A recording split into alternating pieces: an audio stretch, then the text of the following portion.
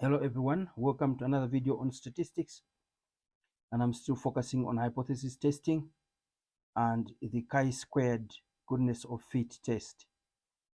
This is example number 2. Example number 1 was covered in the first video, and I promised in the first video that I would come back with another video on the chi-squared goodness of fit test. So question number 2 for today, it says, in a country called Rainbow, it is believed that the proportions of first-year university students who need financial support in 3 racial groups, black, white, and other, are as shown in the table below. So we have race, proportion of first-year university students who need financial support. So for black is 60%, for white is 10%, and for other, I want to believe that this refers to other races put together, is 30%.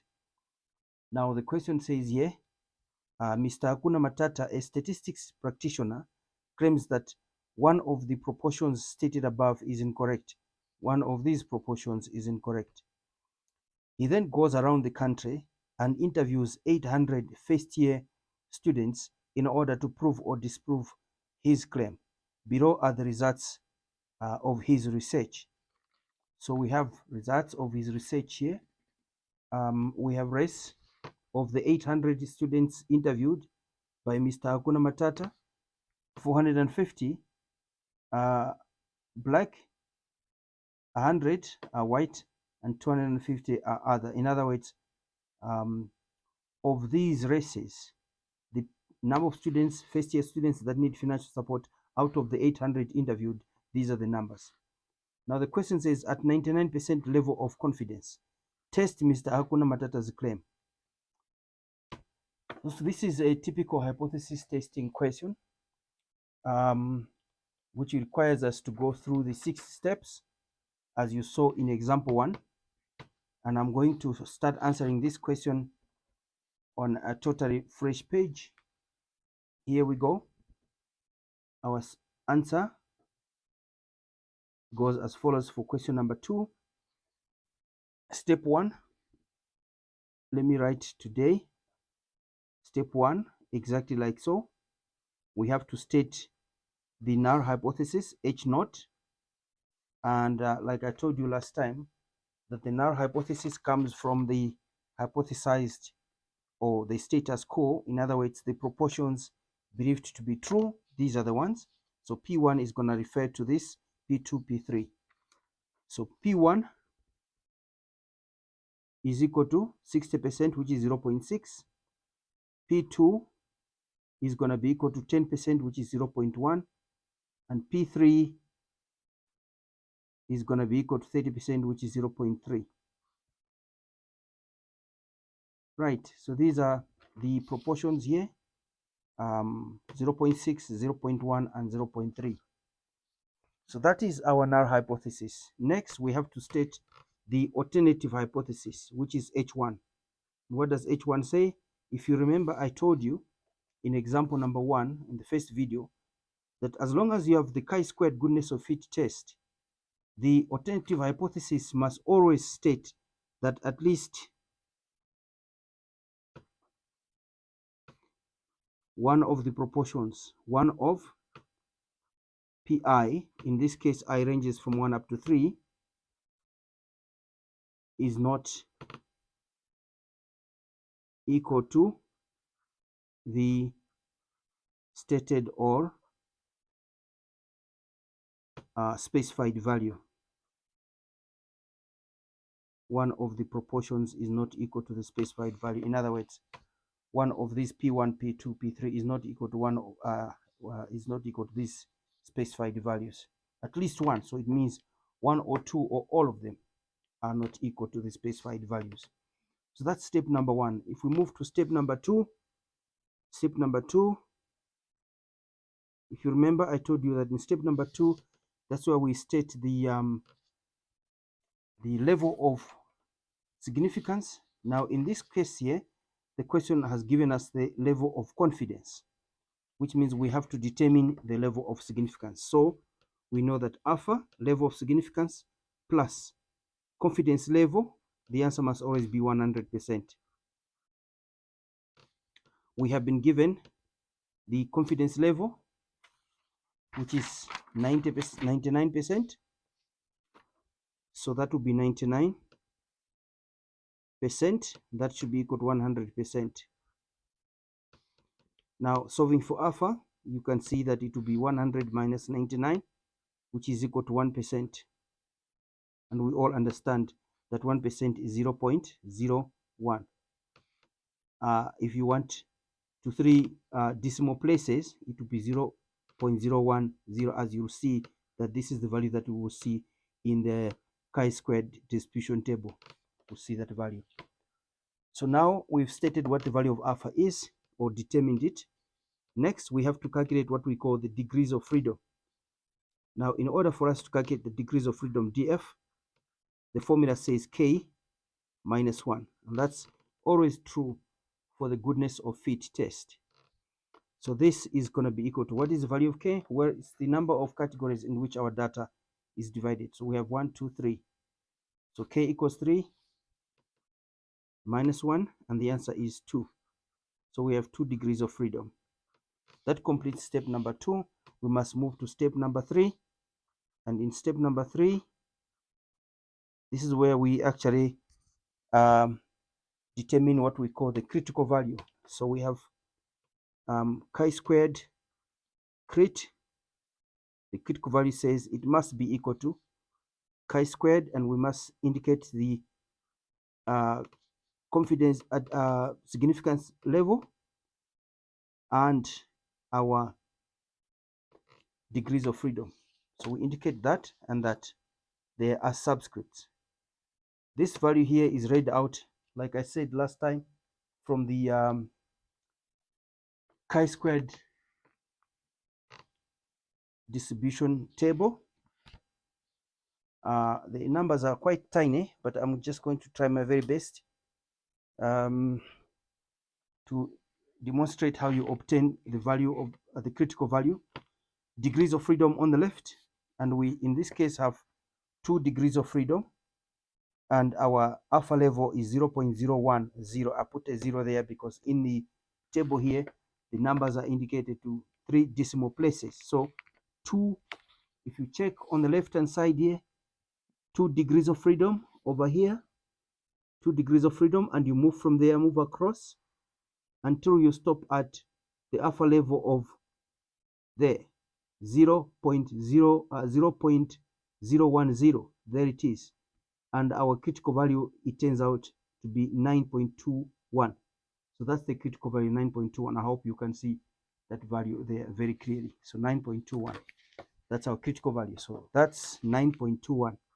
9.21. That completes step number 3. We must move to step number 4. And in step number 4, if I call this page 1, in step number 4, we're going to determine what we call the test statistic. So let's move to step number 4. Step number 4.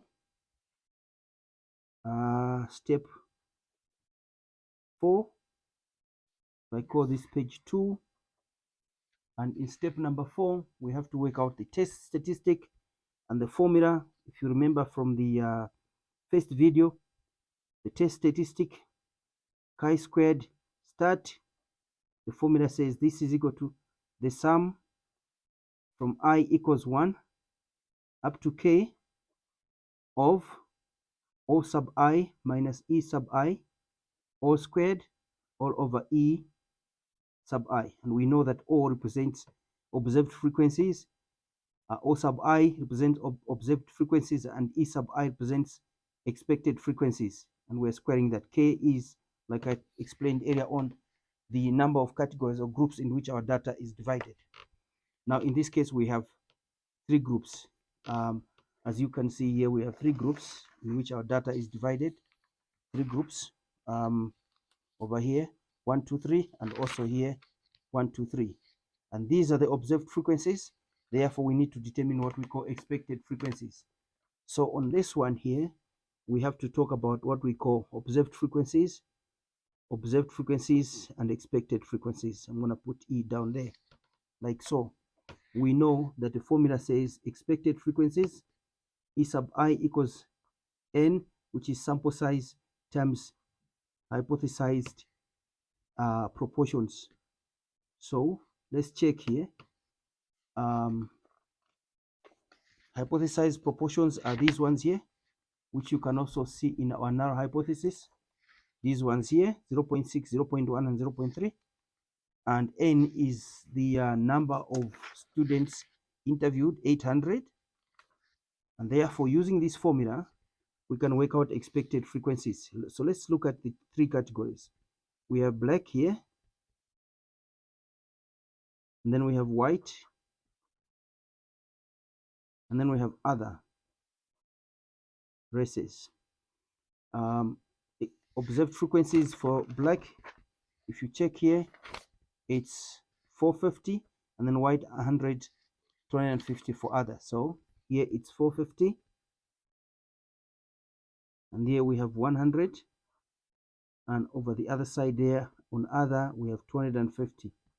Expected frequencies, it's going to be N, which is 800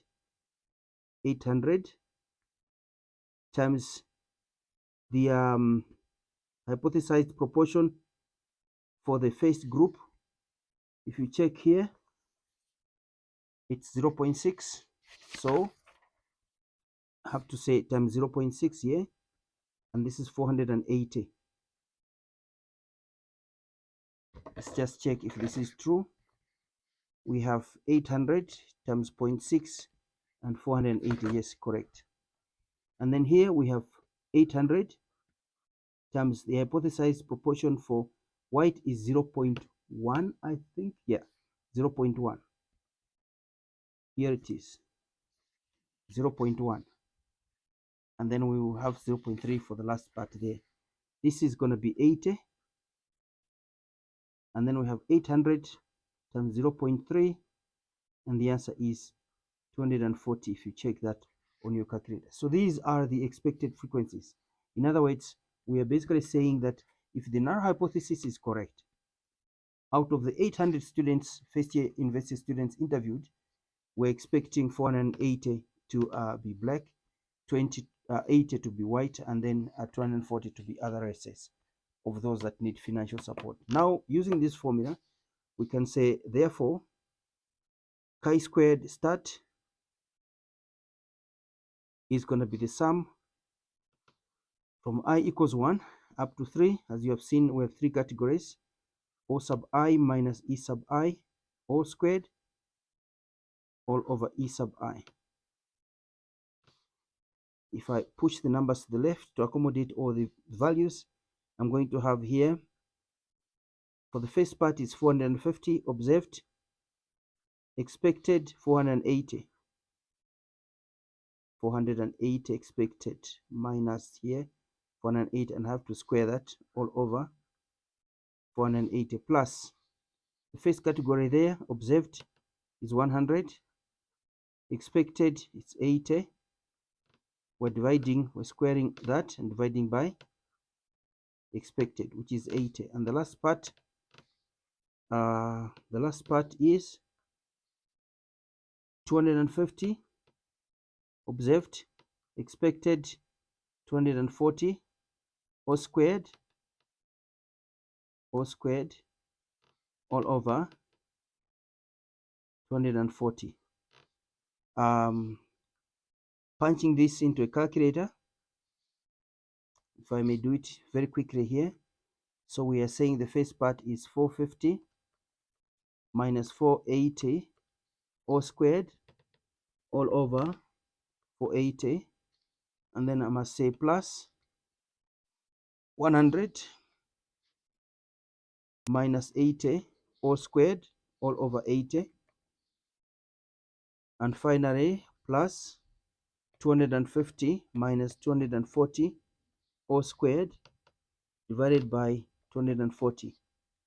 My calculator says 7.2917 if you round off to 4 decimal places. This is the test statistic, and that completes step number 4. We're moving on to step number 5, which we call the decision rule step. Let me go to page number 3 here. Page 3.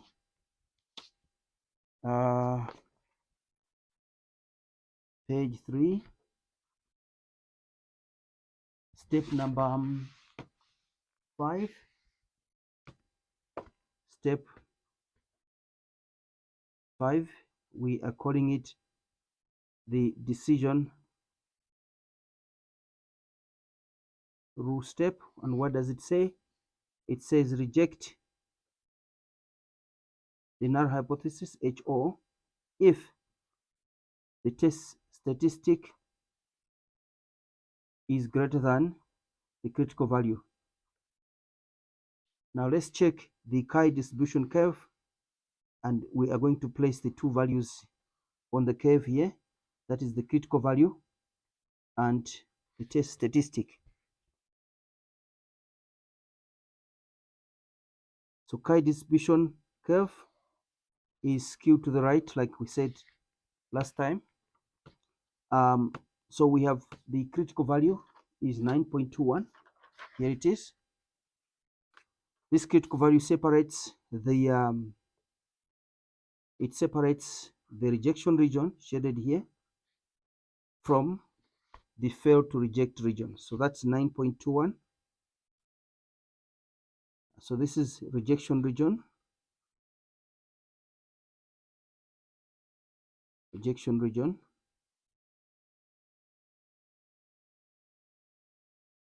And this is the fail to reject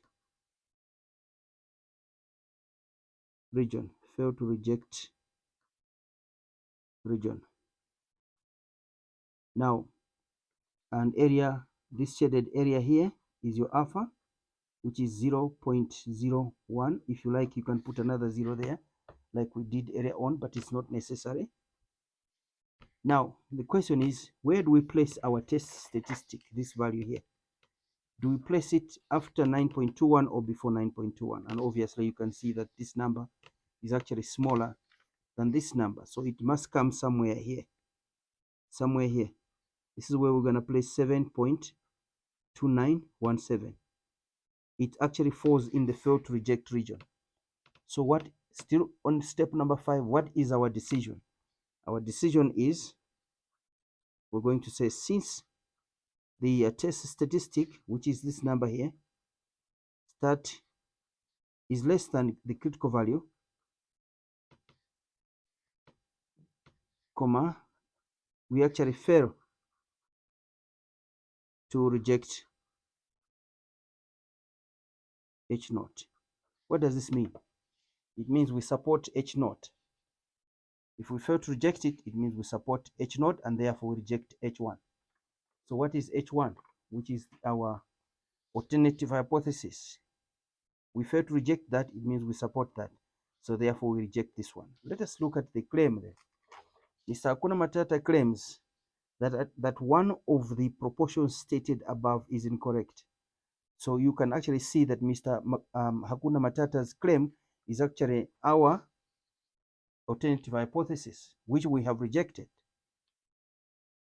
because we've supported our null hypothesis. If we fail to reject the null hypothesis, automatically it means we support it. If we fail to reject HO, it means we support HO, and if we support HO, we reject H1.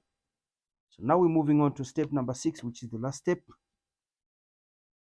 Step number 6, if you allow me to state it here, step 6, which is our conclusion. So what should be our conclusion in step 6? Remember, this is where we answer the question. Which question? This one here, which says, at 99% level of confidence, which is equivalent to at 1% level of significance, what do we say? We're testing Mr. Hakuna Matata's claim. So as you have seen, we're going to reject his claim. So we're going to say here, at 99% level of confidence, and this is equivalent to 1% level of significance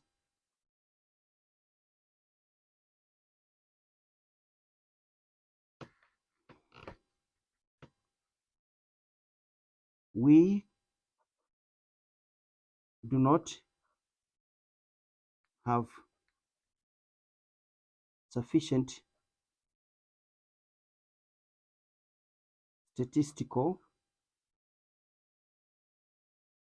evidence to support Mr. Hakuna Matata's